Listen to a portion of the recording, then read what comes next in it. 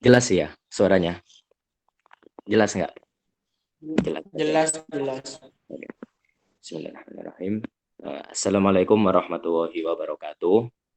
Waalaikumsalam warahmatullahi wabarakatuh. Salam sejahtera untuk teman-teman semua. Selamat pagi saya ucapkan. Sebelumnya di sini perkenalkan terlebih dahulu, saya Ahmad Rizky, mahasiswa manajemen. Saya di KSPM dari Divisi Human Capital yang menjadi MC pada pagi hari ini sekaligus yang akan memimpin acara mulai dari awal hingga akhir. Sebelumnya saya ucapkan terima kasih terlebih dahulu kepada seluruh partisipan yang hadir di Rumit kali ini, baik itu dari pengurus KSPM maupun dari peserta Sekolah Pasar Modal. Saya ucapkan terima kasih sebesar-besarnya karena sudah meluangkan waktu untuk hadir di acara pada pagi hari ini.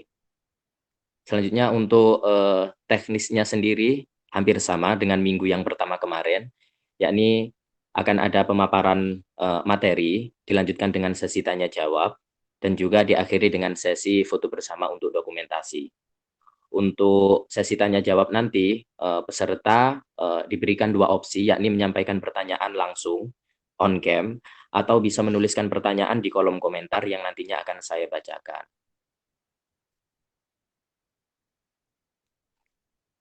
Jika pada minggu pertama kemarin kita sudah memperoleh materi mengenai definisi dari pasar modal, pengenalan secara umum dari pasar modal khususnya saham, maka pada minggu kedua kali ini kita akan mempelajari mengenai bagaimana cara kita menganalisis pasar modal terkhususnya saham, bagaimana cara kita membaca grafik dari pasar modal itu sendiri, serta rasio-rasio apa atau hal-hal apa yang bisa kita jadikan sebagai dasar untuk menentukan saham mana yang bagus untuk kita invest. Itu semua akan dijelaskan secara tuntas oleh pemateri kita yang tentunya juga sudah berkompeten di dunia pasar saham ini karena mereka ini sudah terjun langsung gitu ya di dunia pasar modal terkhususnya saham.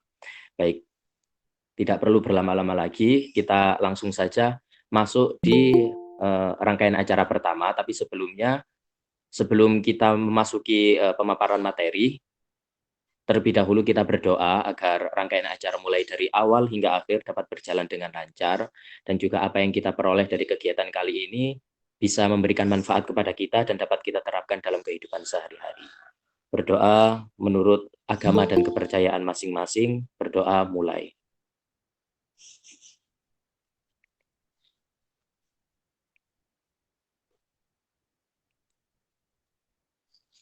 Berdoa selesai. Baik, lanjut saja langsung ke rangkaian acara yang pertama, yakni pemaparan materi kepada Saudara Raden Aprianto Habibila dan juga Saudari Bintang Cahya Karmila. Saya persilahkan. Dan juga untuk teman-teman yang bertugas melakukan share screen, segera dipersiapkan.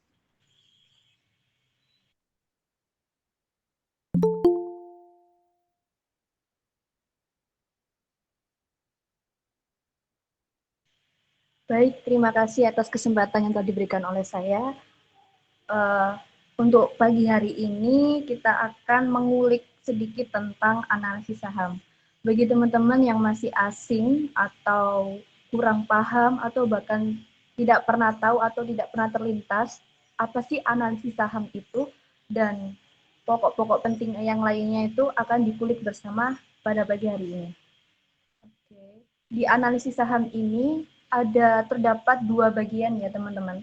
Jadi yang pertama itu ada analisis saham fundamental dan analisis saham teknikal. Untuk bagian saya atau pokok bahasan saya itu di bagian analisis fundamental. Selanjutnya, Mas. Oke. Nah, apa sih analisis fundamental itu? Gambaran umumnya atau teknisnya yang lebih dikenal secara umum. Jadi analisis fundamental itu adalah metode analisis perusahaan yang didasarkan pada faktor-faktor fundamental ekonomi suatu perusahaan, termasuk sisi kinerja keuangan dan bisnis perusahaan. Nah, Di dalam analisis fundamental ini menggunakan laporan keuangan sebagai basis untuk menilai atau mengevaluasi saham dengan menilai atau melihat tiga hal penting yang akan dianalisis. Oke, yang pertama itu ada menilai kinerja dan kondisi perusahaan, apakah memiliki performance keuangan yang bagus dan berkesinambungan. Dan yang kedua, menetapkan acuan harga wajar saham yang akan menjadi patokan untuk melakukan keputusan jual beli saham. Dan yang ketiga, memonitor dan mengevaluasi saham secara rutin untuk memastikan apakah saham tersebut masih layak investasi ataukah tidak. Selanjutnya, Mas. Nah, di dalam analisis fundamental ini terdapat rasio keuangan yang akan dipertimbangkan dalam memilih saham. Yang pertama ada rasio keuangan earning per share atau EPS dengan ketetapan rumus, yaitu laba bersih dibagi dengan jumlah lembar saham. Nah, gambaran umum dari earning per share atau EPS ini adalah laba perusahaan yang dibagi per lembar saham. Semakin meningkat nilai EPS dari tahun ke tahun, maka perusahaan tersebut semakin baik karena laba perusahaan tersebut meningkat, serta perusahaan dapat dikatakan bertumbuh. Apabila suatu saham memiliki nilai EPS Rp500, maka saham tersebut menghasilkan laba sebesar Rp500 setiap lembar sahamnya. Yang kedua, Mas, selanjutnya. Nah, yang kedua ini ada price to earning atau lebih disingkat umumnya itu PER dengan ketetapan rumus yaitu harga saham dibagi dengan laba per saham. Dengan gambaran umumnya yaitu rasio yang menggambarkan harga saham sebuah perusahaan dibandingkan dengan keuntungan atau laba yang dihasilkan perusahaan tersebut. Analisa PER ini merupakan perusahaan dapat dilakukan dengan cara membandingkan PER dalam industri sejenis. Jika PER lebih kecil dari rata-rata emiten lainnya dalam industri sejenis, maka harga perusahaan dianggap relatif lebih murah. Saham dengan PER yang rendah banyak diminati oleh para investor. Selanjutnya, Mas. Nah, yang ketiga ini ada return on equity atau ROE dengan ketetapan rumus yaitu laba bersih dibagi dengan total ekuitas. Nah, gambaran umumnya itu seperti apa sih? Jadi, ROE ini rasio profitabilitas untuk mengukur sejauh mana kemampuan perusahaan dalam menghasilkan laba bersih bagi para investor atau pemilik dari investasi pemegang saham perusahaan dengan menggunakan modal sendiri. Nah, ROE ini biasanya diukur dalam ukuran persen. Semakin nilai ROE mendekati 100%, maka akan semakin bagus. ROE yang bernilai 100% menandakan bahwa setiap Rp1 ekuitas pemegang saham dapat menghasilkan Rp1 dari laba bersih perusahaan. Yang keempat, selanjutnya, Mas. Nah, yang ini yang rasio keuangan yang terakhir yaitu Debt to Equity Ratio atau DER dengan ketetapan rumus yaitu total hutang dibagi dengan total ekuitas. Dengan gambaran umum, rasio untuk melihat berapa besar hutang yang dibandingkan total ekuitas yang dimiliki perusahaan. Hutang yang besar dapat menjadi resiko bagi suatu perusahaan. Dalam menilai kesehatan utang suatu perusahaan, DER sendiri memiliki kualifikasi yang diantaranya yang pertama, kualifikasi yang pertama yaitu DER lebih dari 1, berarti utang suatu perusahaan tersebut lebih besar daripada ekuitasnya. Kualifikasi yang kedua, DER lebih kecil dari 1, berarti utang suatu perusahaan lebih kecil daripada ekuitasnya. Jadi, kesimpulannya, perusahaan yang baik adalah perusahaan yang memiliki DER kurang dari 1. Hal ini menunjukkan utang masih dapat ditoleransi. Baik, terima kasih. Itu adalah pemateri yang saya paparkan di bagian saya. Selanjutnya akan dipaparkan oleh rekan saya, yaitu Saudara Wildan. Kepadanya disilahkan.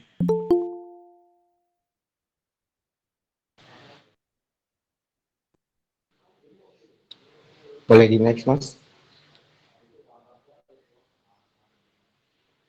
Baik, saya akan menjelaskan pemaparan materi analisa teknikal. Apa itu analisa teknikal? Analisa teknikal adalah analisa yang berdasarkan pada data-data mengenai harga historis yang terjadi pada pasar saham. Jadi, analisa teknikal ini adalah dengan menggunakan harga-harga saham yang ada. Next.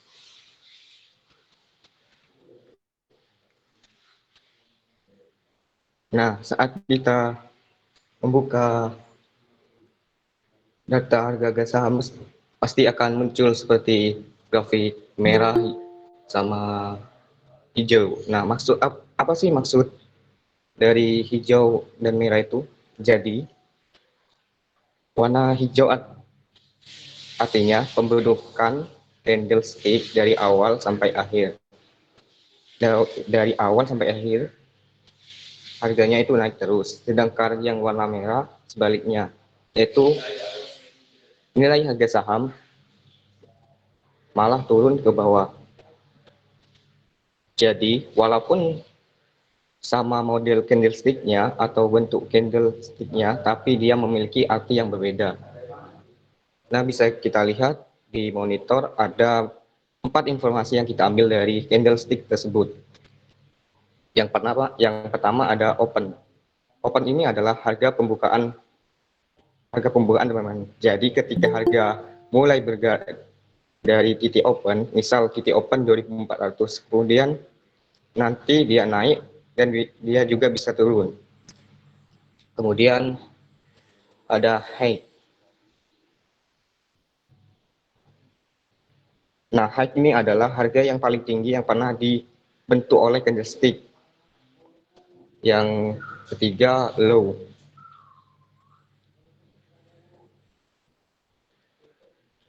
Low ini adalah harga yang paling rendah yang dibentuk oleh candlestick tersebut. Yang keempat adalah close. Ya, close ini adalah titik akhir di mana candlestick tersebut terbentuk.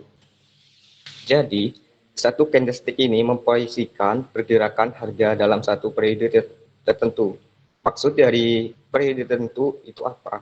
Nanti di tag tersebut ada misal ada waktu, misal 5 menit, 15 menit, 1 jam, 4 jam, daily, weekly, dan month. Jika kita metik satu candle di time frame daily, artinya satu candlestick melambangkan pergerakan selama 1 hari. Dan misal kita menekan satu candlestick selama 1 jam melambangkan pergerakan selama 1 jam, dan begitu seterusnya.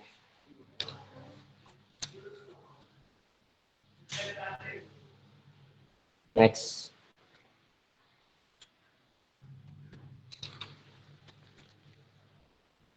Support dan resisten. Jadi apa sih itu support dan resisten? Mungkin penjelasan sederhananya adalah support adalah area di mana harga berhenti bergerak turun ke bawah. Sedangkan resisten kebalikannya, yaitu suatu area di mana harga berhenti bergerak naik ke atas. Untuk penjelasan lebih sederhananya adalah support itu adalah area di mana kita membeli saham, dan resisten itu adalah area di mana kita menjual saham. Kita bisa lihat di gambar ini, ketika harga harga berhenti turun ke bawah, kita bisa sebut support, dan resisten kebaliknya jika harga berhenti bergerak ke atas.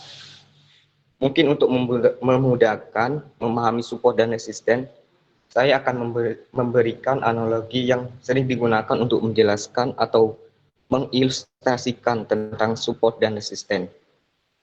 Jadi,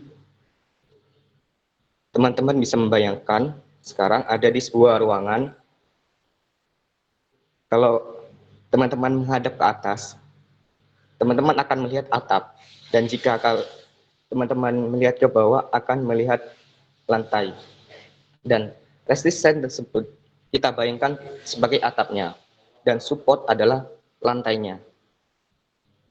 Dan bayangkan saat ini kalian memegang sebuah bola ketika kalian mencoba untuk melemparkan ke atas, bola tersebut akan mengenai atapnya dan akan memantul ke bawah kembali untuk mengenai lantainya. Nah, kejadian tersebut akan berulang-ulang kembali sampai salah satu atap atau lantai pecah akibat lemparan bola tersebut. Kita bisa melihat gambar di monitor. Pada garis support ada sebuah pergerakan ke atas, tapi itu belum jebol ke atas, kemudian turun lagi ke bawah, terus coba lagi ke atas, belum jebol lagi, kemudian turun lagi ke bawah, dan percobaan ketiga ini menjebol garis resisten.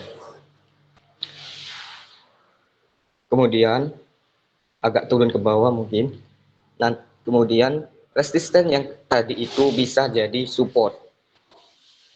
Kenapa bisa jadi support? Karena pantulannya itu semakin ke atas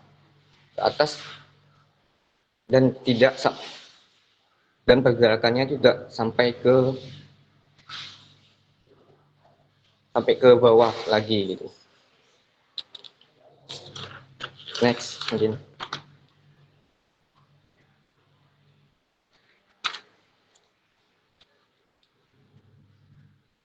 Tren saham. Apa sih itu tren saham? Tren saham adalah sebuah pergerakan harga. Tren saham adalah sebuah pergerakan harga. Nah, kenapa kita harus bisa menentukan sebuah tren saham? Karena kita bisa menentukan sebuah itu akan memudahkan kita untuk trading.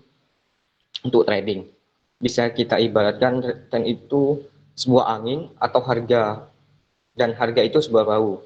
Jadi kalau anginnya berhembus ke kanan, dari kanan ke kiri, otomatis perahu itu akan lebih mudah belayar dari kanan ke kiri. Begitu pula sebaliknya. Nah, dengan kelihatan arah tren kemana, harga itu akan lebih mudah kita tebak dan kita prediksi. Kemana sih harga selanjutnya itu akan bergerak, sama seperti perahu yang tadi, kalau anginnya ke kanan, otomatis perahu condong ke kanan. Dan kita membayangkan angin itu akan sulit dilawan oleh perahu.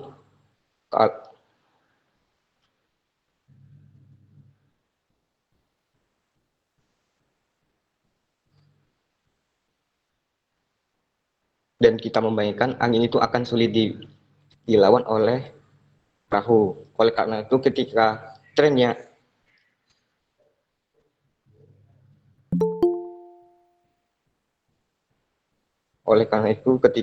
kita trennya di mana harga itu 50% akan bergerak sesuai dengan harga anginnya atau trennya tersebut.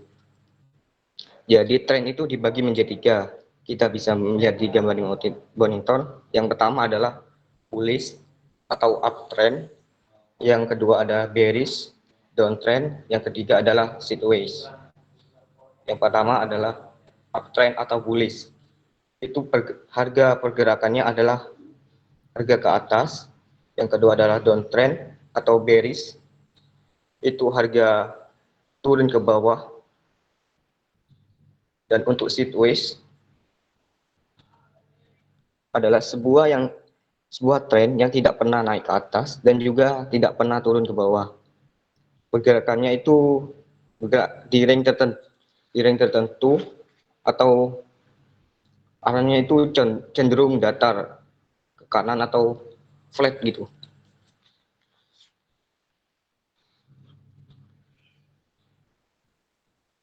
Harga saham yang sedang bergerak di range sideways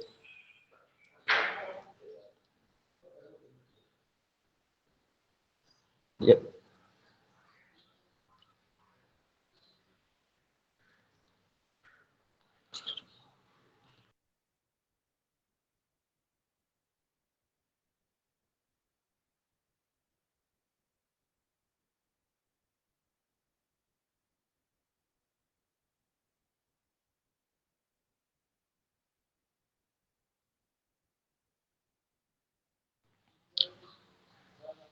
Mohon maaf gangguan sinyal. Baik, saya akan menjelaskan.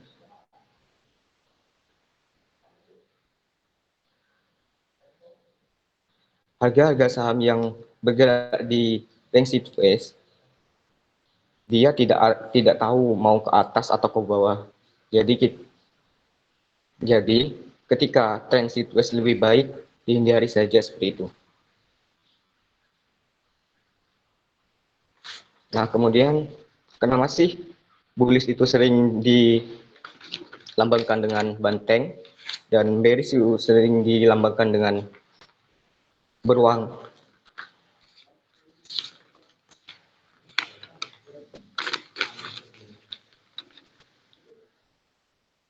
Bullish dilambangkan dengan banteng karena banteng menunduk ke atas. Bearish dilambangkan dengan beruang karena beruang itu mencakar ke bawah, sehingga akan representatif dengan kondisi perkalian hewan. Jika banteng menang, maka pasar akan ke atas. Jika beruang menang, maka pasar akan turun. Next.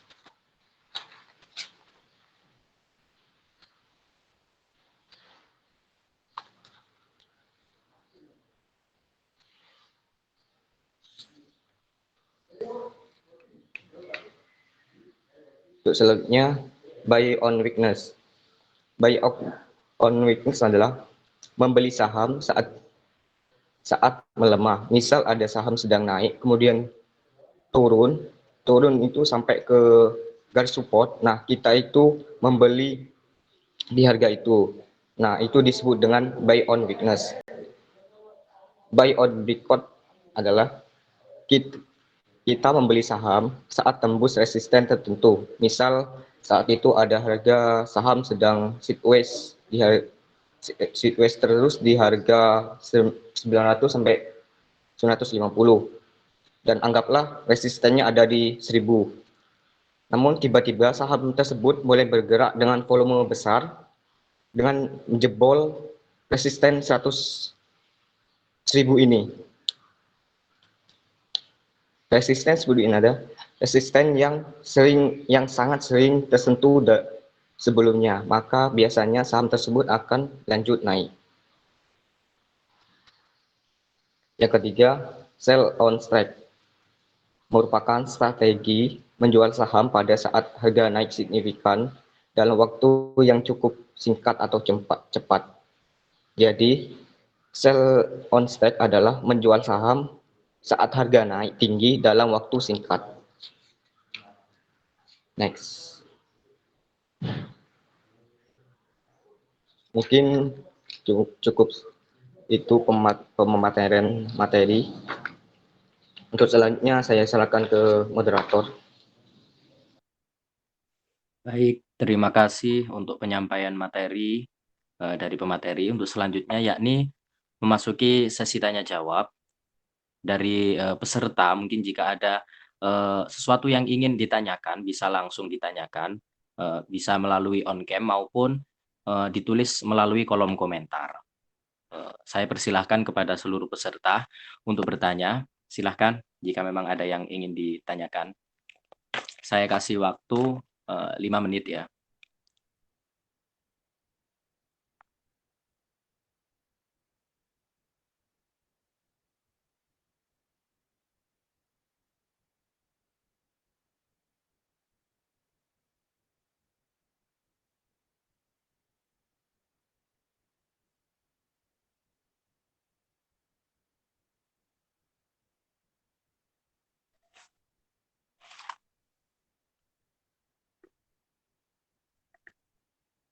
Mungkin sambil menunggu pertanyaan dari teman-teman, di sini saya yang ingin bertanya mungkin ya.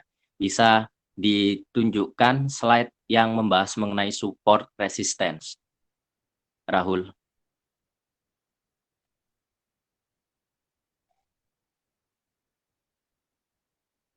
Nah, ini.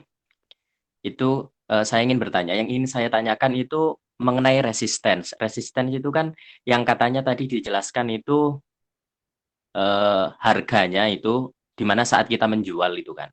Nah, pertimbangan-pertimbangan apa sih sebenarnya yang bisa kita pakai saat kita memiliki suatu saham yang dimana sampai titik dimana kita memutuskan saya harus menjual saham ini. Itu pertimbangan-pertimbangan seperti apa yang dapat kita gunakan?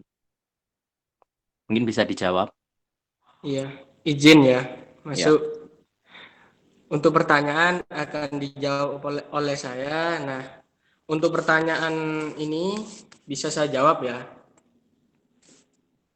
Nah, pertanyaannya apa sih yang membuat kita untuk menjual di area tersebut? Nah, yang pertama itu kan ini berkaitan dengan psikologi pasar ya. Jadi di pasar itu pasti ada polanya, ada habitnya. Jadi kenapa seseorang itu membuat penjualan terus di area tersebut? Itu kisahnya cukup panjang. Nah, tapi yang bisa saya ilustrasikan paling gampangnya, teori semacam ini itu digunakan oleh banyak orang, bukan hanya kita aja. Jadi analis korporasi atau yang udah profesinya emang analis itu menggunakan area tersebut. Otomatis kenapa ada resisten, ada support. Nah, itu untuk mempermudah kita atau kita tahu area tersebut menjadi area jual yang sangat kuat.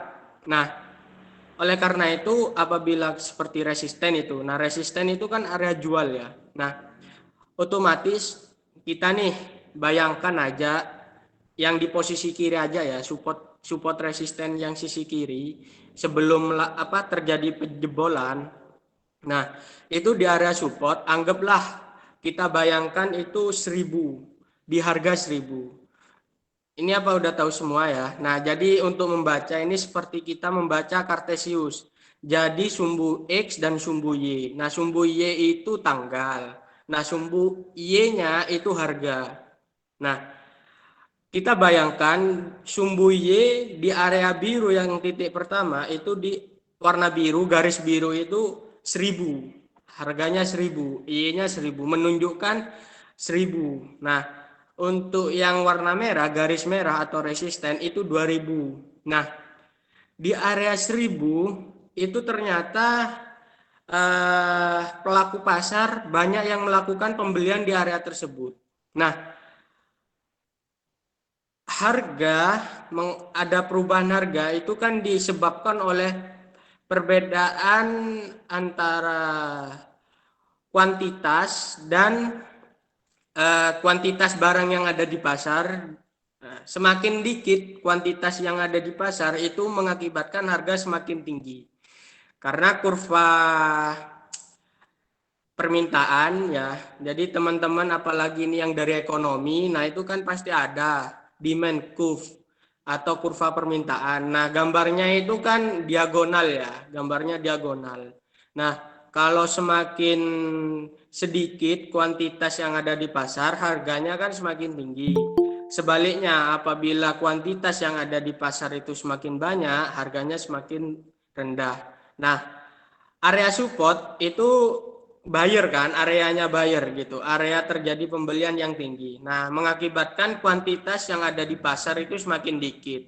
Nah, itu mengakibatkan kenaikan. Nah, kenaikan secara bertahap. Nah, orang yang beli di 1000 itu kan juga ingin mengamankan keuntungannya. Jadi kan kemarin kita udah belajar keuntungan di pasar saham itu ada capital gain. Nah, capital gain itu kan antara selisih beli dan selisih jual. Nah, area 2000 itu orang yang beli di support, area support melakukan penjualan gitu. Nah, dengan melakukan penjualan otomatis kuantitas yang ada di pasar kan juga semakin bertambah. Nah, mengakibatkan harganya terjadi penurunan. Lah, siklus itu yang terulang terus-menerus dan mengakibatkan teori support resisten ini ada. Nah, apa yang melatar belakangi seseorang melakukan penjualan? Reasonnya pasti banyak, entah itu untuk mengamankan keuntungannya, untuk membayar operasional perusahaan. Kalau kita yang retail ya untuk kehidupan keseharian. Jadi reasonnya itu banyak gitu. Nah, kurang lebih seperti itu. Jadi support resisten itu semacam kita untuk membantu supaya kita ini tahu gitu area-area harga yang sering terjadi di saham itu. Karena setiap saham itu data harganya itu pasti beda-beda. Terus membentuknya itu beda-beda gitu. Jadi resisten dan support itu untuk mempermudah kita. Nah, bagaimana cara menentukan support dan resisten? Kita harus fokus ke pantulannya. Jadi pantulan itu yang bentuk V. Yang bentuk V. Nah, kalau yang di support itu bentuk V. Kalau yang di resisten itu V kebalik. Nah, pantulan-pantulan itu yang menjadikan titik-titik kita untuk menarik garis linier. Gitu. Apa bisa diterima atau kurang paham? Iya ya, bisa diterima, Bapak Bio. Terus ini ada pertanyaan dari peserta, Bapak Bio. Saya bacakan ya. Iyalah. Ini pertanyaan dari Saudari Linta Linarni. Mohon izin bertanya. Pertanyaan saya, kapan kita harus membeli saham dan kriteria apa yang digunakan untuk membeli saham tertentu dengan penjelasan yang lebih sederhana. Mohon maaf tadi saya masih kurang paham. Oke. Ya, untuk kita membeli saham, kemarin itu juga ada yang sempat tanya. Nah, yang pertama kita harus kenal sahamnya, apa perusahaan yang menerbitkan saham itu siapa. Maksudnya sahamnya siapa, emitennya itu siapa. Kita harus kenal. Supaya apa? Produknya kita tahu. Ada kaitannya dengan nilai intrinsik saham tersebut. Bisa di slide ke ROE, operator minta tolong. Kiri. Nah, ya, ROE. Nah, ROE itu apa? Laba. Intinya kan perusahaan itu mencari laba. Kita ini hidup karena laba, karena keuntungan, apalagi kita yang melakukan pembelian saham. Nah, itu kan dananya kita. Kita mempunyai dana lebih untuk membelikan saham di perusahaan tersebut. Nah, laba perusahaan itu harus jelas dan harus plus, jangan minus. Kalau minus ngapain ya? Secara logika kita menaruh dananya di perusahaan yang minus atau rugi untuk apa gitu. Nah, itu juga yang menjadi pertimbangan kita untuk membeli sebuah saham. Nah, udah kenal, udah tahu perusahaannya ini sehat gitu, untung, produknya laku di pasar. Nah, terus yang kedua apa? Waktu untuk kita masuk itu di kapan? Harga kapan? Nah, cara jawabnya ke yang tadi, bisa support resisten. Nah, coba ke slide support resisten, operator.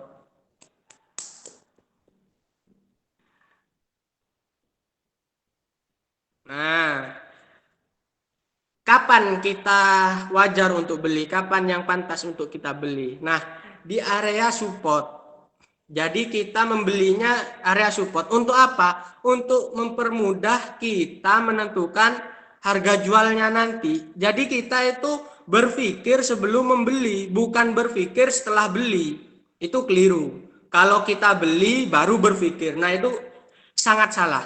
Fatal itu. Jadi kita itu harus berpikir sebelum bertindak atau sebelum berlangkah. Nah, untuk membelinya itu di area-area yang support gitu. Paling tidak kita itu untuk apabila di luar kendali kita, di luar analisa kita itu bisa memangkas kerugiannya tipis. Ada yang namanya cut loss. Nah, apabila kita membeli di area support, nah itu cut loss-nya dekat atau tipis. Mohon maaf ya, sebentar ya.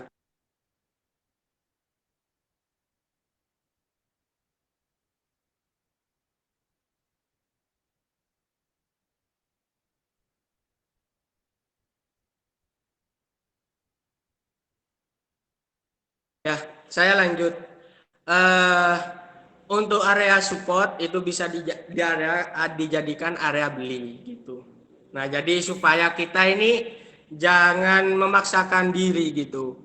Nah, kalau area support tidak kecapai, misalkan kita udah terlewat gitu. Nah, kita beli di area, nah kayak ini kan itu ada koreksi ya. Jadi nih kita lihat naik gitu. Nah, udah membentuk V, nah terus membentuk V kebalik kan ya, meskipun kecil. Nah, area itu bisa dijadikan tempat kita untuk beli. Nah, yang kedua, terus mana? Ke kiri operator yang tren bukan itu kayaknya. Yang satunya ya. Kanan kayaknya. Pokoknya tren kanan. Nah, tren juga penting. Jadi kita harus mengetahui saham itu sedang mengalami fase apa, siklus apa. Nah, bullish itu kita mempunyai chance lebih tinggi dibandingkan kita membeli kita masuk di area bearish. Nah, bearish ini kita untuk memperoleh keuntungannya bisa. Nah, jadi belinya itu ketika siklus bearish udah selesai. Nah, itu ada. Jadi teman-teman tuh emang harus sering-sering latihan ya, praktis ya. Nah, itu supaya kita tahu, kita lebih peka terhadap tren pasar. Nah, jadi kalau di area bearish itu kita chance untungnya ada, cuma tidak sebesar di tren bullish. Nah, siklusnya itu terus-terusan gitu. Jadi yang pertama itu harus kenal produknya apa, perusahaannya apa. Terus kapan kita yang tepat untuk melakukan pembelian. Seperti itu. Bisa diterima, sudah jelas, Linta? Apa masih Baik, ada terima yang kasih. baik? Sudah, Terima terima kasih. kasih. Ya. Mungkin Terima kasih. untuk peserta yang lain, ada yang ingin ditanyakan? Silakan.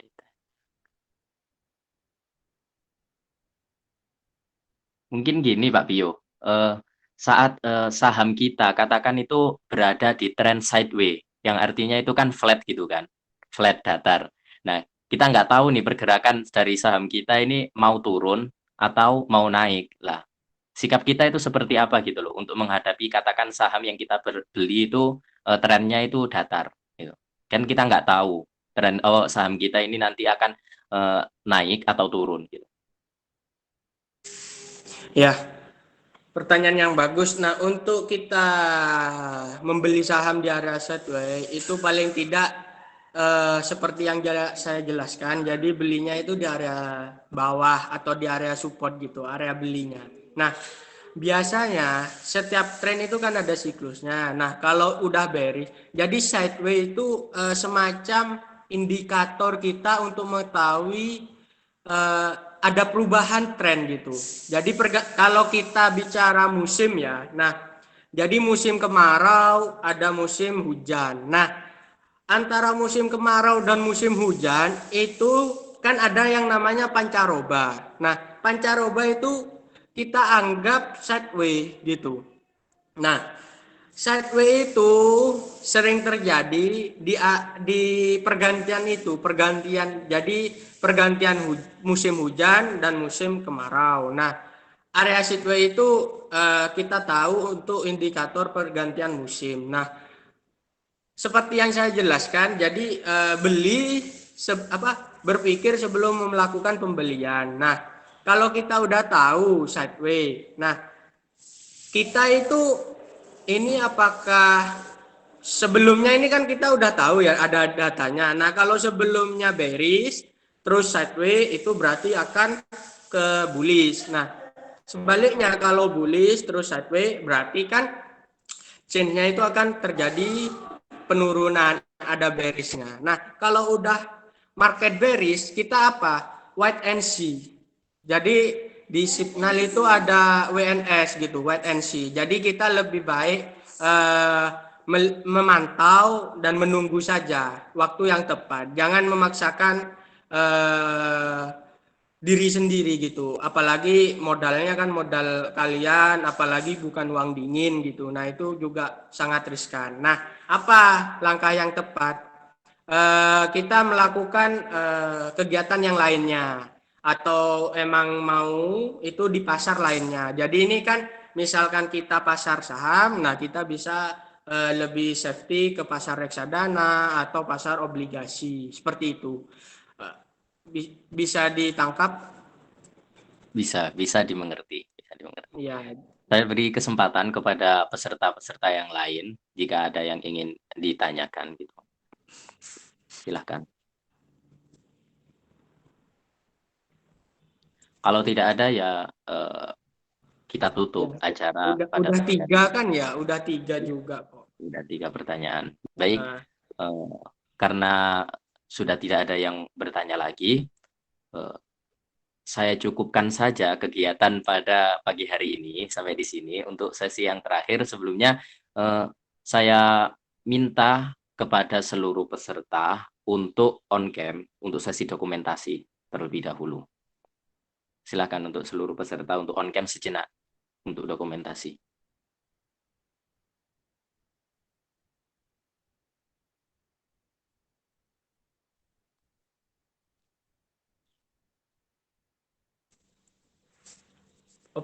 siapa yang Untuk bertugas operator bisa yang bertugas, itu. Odi, silakan Odi dipimpin untuk dokumentasi.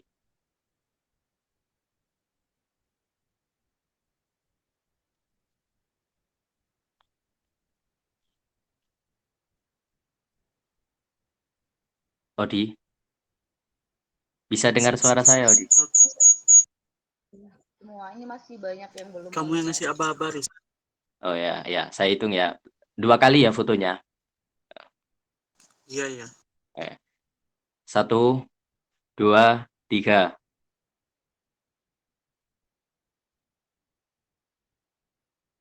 Udah. Satu kali lagi, sekali lagi ya. Bebas, nggak perlu formal, nggak perlu apa. Terserah kalian mau gaya seperti apa ya. Saya hitung. 1, 2, 3.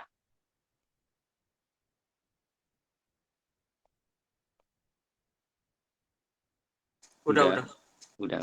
Baik, saya ucapkan terima kasih kepada seluruh peserta yang sudah meluangkan waktu di acara SPM minggu kedua kali ini.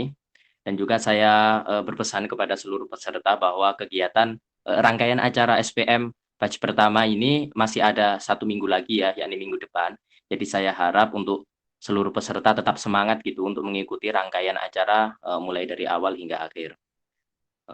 Saya kira cukup itu yang bisa saya sampaikan. Selanjutnya untuk teman-teman peserta juga saya ingatkan lagi, jangan lupa untuk absen ya, dan juga mengisi kuis nanti yang akan disebar di grup masing-masing. Sekian dan terima kasih dari saya Ahmad Rizky. Wassalamualaikum warahmatullahi wabarakatuh. Waalaikumsalam warahmatullahi wabarakatuh. Terima kasih, Kakak.